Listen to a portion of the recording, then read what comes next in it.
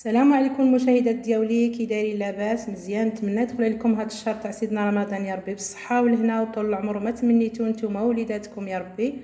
وبغيت نشارك معكم واحد الطريقه كنديرها ساهله وما فيهاش العذاب.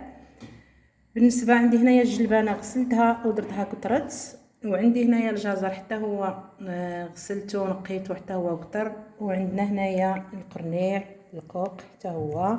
وبغيت نشارك معكم هاد الطريقه نتاع الاخوات ديالي اللي كيتبعوني في القناه ديالي قناه ريهام.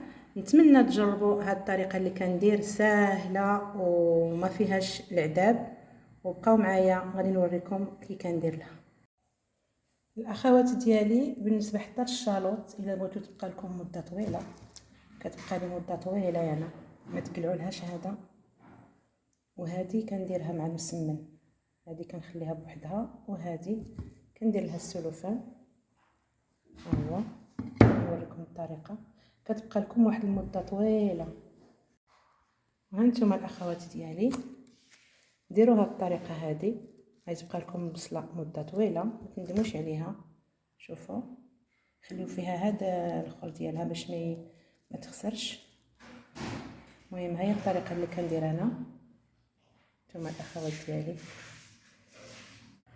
الاخوات ديالي هانتوما الجلبانه مع الزروديه والقرنيع. نتمنى تجربوا هاد الطريقه هذه ساهله وما كتعذبش، وهاد الجلبانه كتبقى هي كتبقى حلوه، ما غاديش تخسر ولا. المهم انا شاركت معكم الطريقه اللي كندير، ونتمنى تجربوا هاد الطريقه هذه وتكتبوا لي في واحد التعليق. قناه ريهام. شكرا بزاف على المشاهده ديالكم الاخوات ديالي، ورمضان مبارك علينا وعليكم ان شاء الله يا ربي بالصحيحه والهنا وطول العمر. وبغيت نشارك معكم فيديو بسيط بالنسبه للخضر اللي عنده بغى يدير هاد الطريقه هذه يديرها. وشكرا بزاف، والسلام عليكم متتبعات ديالي.